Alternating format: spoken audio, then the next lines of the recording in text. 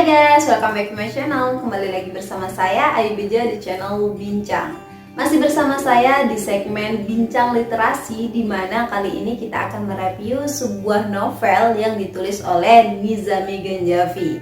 Novel ini sangat masyhur di kalangan manapun karena novel ini merupakan salah satu romansupistik yang terkenal sepanjang masa. Apalagi kalau bukan Laila dan Majnun. Tidak lengkap rasanya siklus membaca jika belum mengajak teman-teman sekalian untuk berenang bersama saya di kolam asmara api cinta sang pencinta. Majnun ialah seorang pencinta dan Laila ialah sang kekasih. Bila mana disebutkan salah satu kisah termasyhur yang melibatkan kisah kasih romansa kekasih, maka tak dapat kita pungkiri bahwasanya kisah Laila dan Majnun menjadi yang pertama yang muncul di dalam ingatan. Sebuah kisah cinta yang sangat gila dan mengguncangkan yang dialami oleh seorang pria bernama Qais yang cintanya kepada Laila mengubahnya menjadi sang gila hingga ia dijuluki Majnun. Entah bagaimana saya akan menggambarkan kisah sepasang kekasih yang hingga hari ini abadi di dalam ingatan, puisi, buku, lagu, epos dari berbagai sudut pandang, yang dimulai dengan kegigihan dan keinginan dari kedua pasangan Sayyid yang masyhur, penguasa Bani Amir yang dihormati bagaikan khalifah. Namun, apalah arti dari sebuah kejayaan jika tidak memiliki keturunan? Ia adalah sosok yang kemudian hari akan dipanggil ayah oleh Qais. Pasangan inilah yang akan dianugerahi Tuhan seorang anak laki-laki yang parasnya rupawan, pemikirannya tiada tandingan.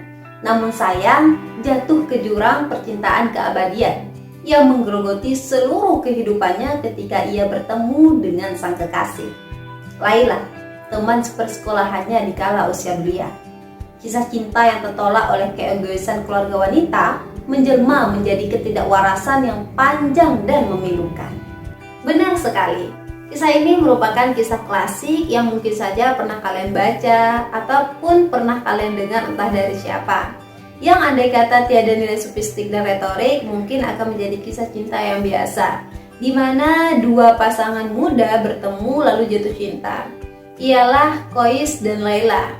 Kemudian keluarga dari pihak wanita tidak menyetujuinya, hingga membuat Qais patah hati, bertransformasi menjadi sang gila. Begitu pula dengan Laila. Ibaratkan sepasang merpati, yang satu terkurung di sangkar emas, yang satu terbang bebas tanpa arah tujuan. Kemudian kisah menjadi terasa lebih sedih ketika Laila dinikahkan dengan pria lain, ketika Majnun menjadi semakin menyendiri. Entah siapa yang tidak gila ketika membaca kisah antara dua kekasih ini. Apa yang ingin saya sampaikan ialah Nizami Ganjavi sebagai penulis sekaligus penggubah kisah tradisional ala Laila dan Majnun menjadi kisah naratif yang sangat luar biasa. Pilihan diksi yang indah dan kata-kata yang sempurna memperkuat buku ini menjadi salah satu buku yang terkemuka di banyak literaturnya. Kisah Qais dan Laila tumbuh dari kisah cinta yang murni dan polos sebelum didera kemalangan. Karena tidak ada yang lebih menyakitkan daripada kesedihan sejati akibat perpisahan. Penderitaan cinta Majnun ini kemudian menjadi romansa legendaris yang disenandungkan selama berabad-abad dari generasi ke generasi.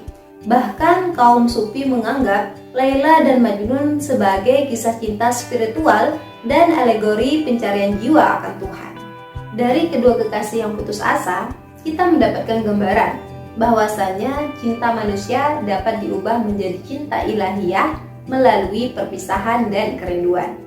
Nah, yang menjadi pertanyaannya sekarang ialah, apakah legenda Laila dan Majnun ini merupakan kisah nyata?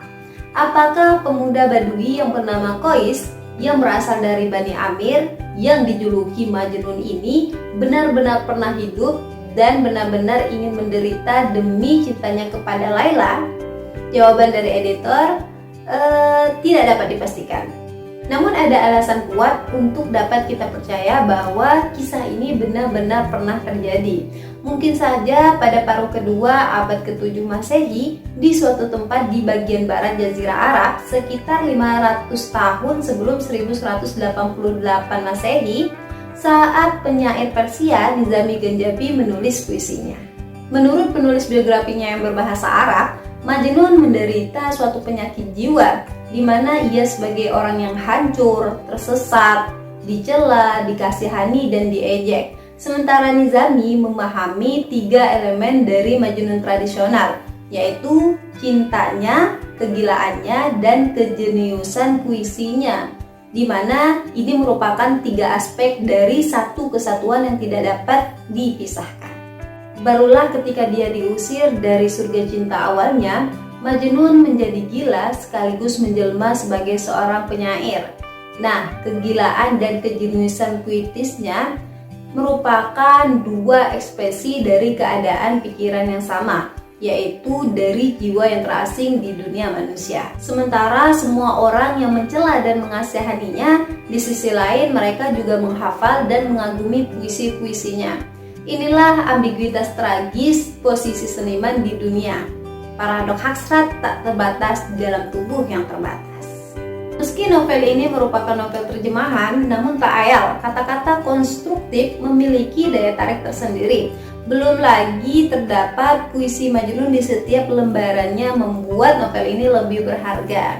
Nizami secara tidak langsung menjadikan Majnun sebagai pusat gubahan puitis dari ceritanya, dengan mempertahankan fakta utama dari ceritanya dan menjadikan ceritanya menjadi lebih sistematis dan romantis. Sekian review saya kali ini, semoga kalian tertarik untuk membacanya. Jangan lupa like and subscribe.